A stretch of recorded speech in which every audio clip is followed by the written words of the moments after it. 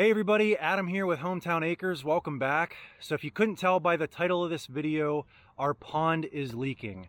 And as disappointed as I am to share that news with you guys, I try to keep this channel 100% real and not just show our successes, but I also want to show our failures with you as well, because that's real life. It's not always sunshine and rainbows.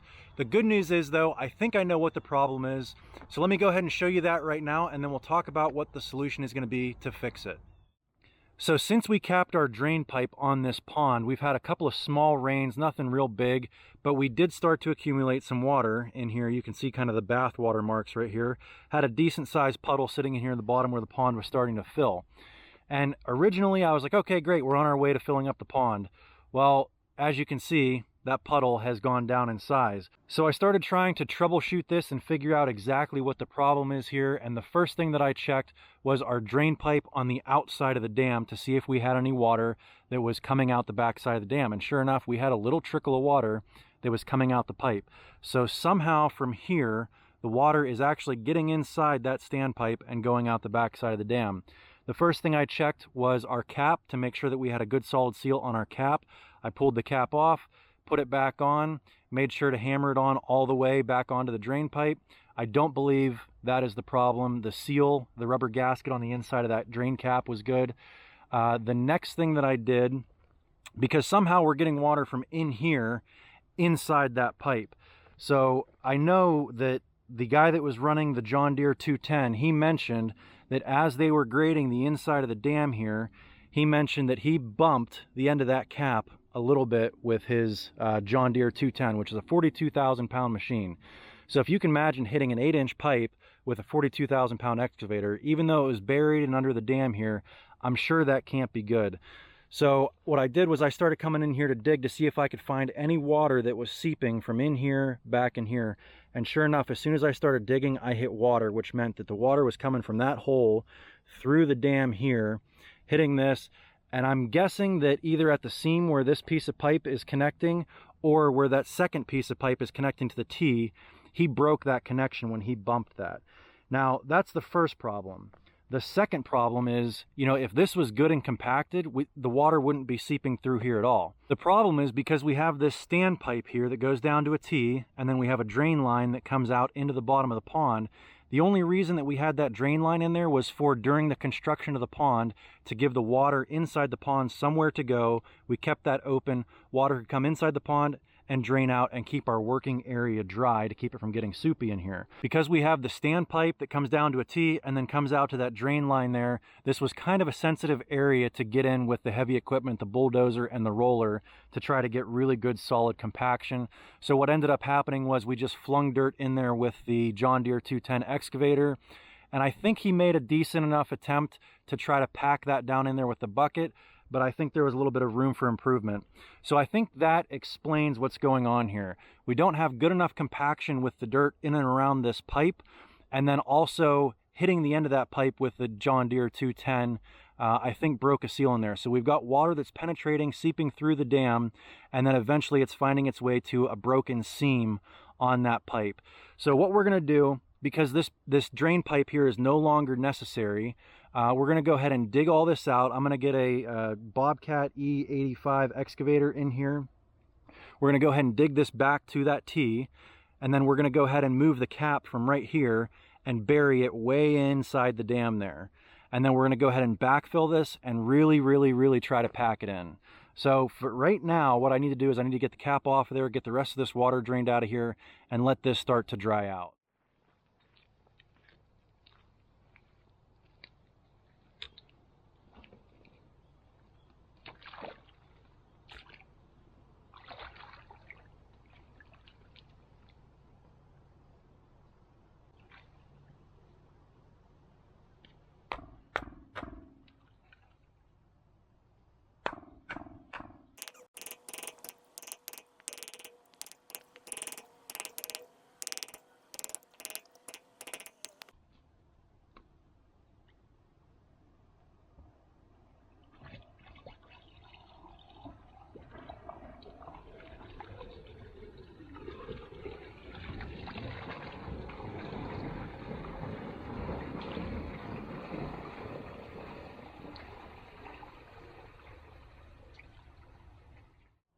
All right, the rental will be here in a few days, just enough time to let this dry out.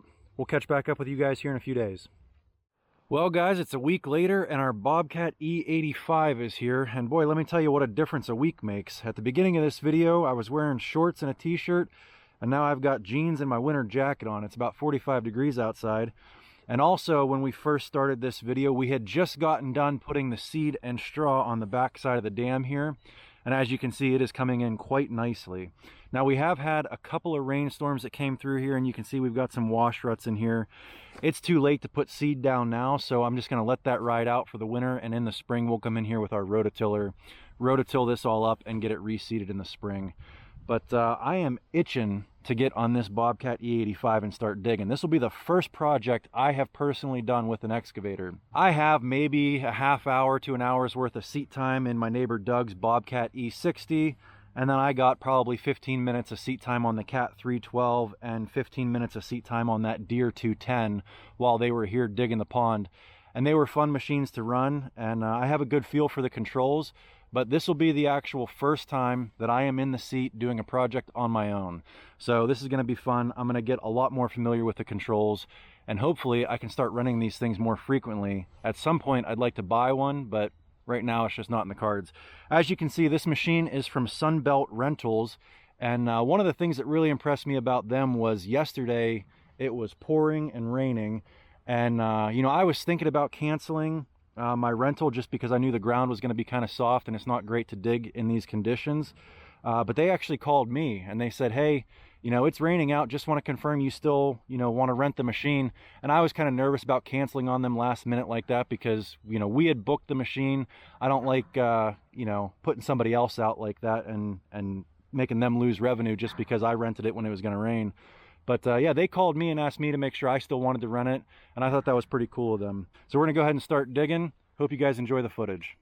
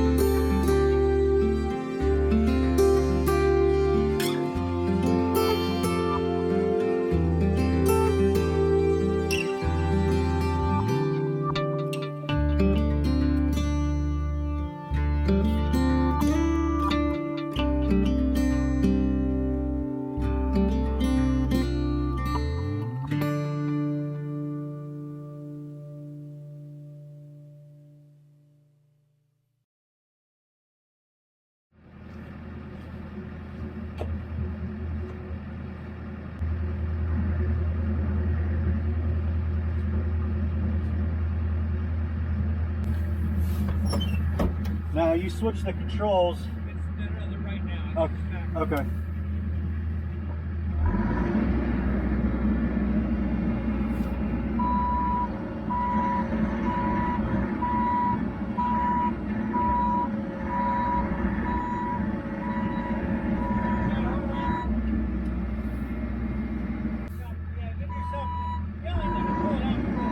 Yeah.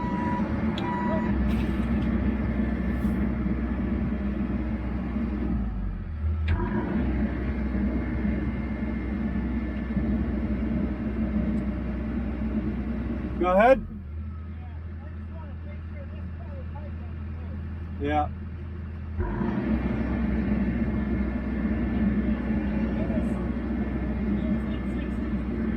So is in too far? Okay.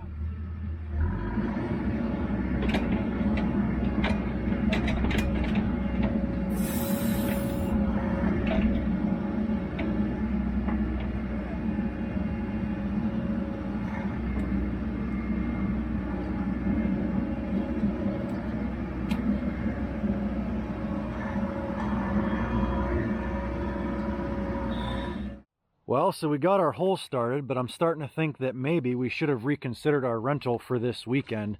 If you can see, this is just a big soupy mess right now. You cannot pack this sludge. All you're really doing is just displacing it. So even if we tried to cap this and backfill it right now, it's not going to do us any good because we're going to get absolutely zero compaction. So we kind of took all of our fill material up there, tossed it up on the hillside, spread it out a little bit.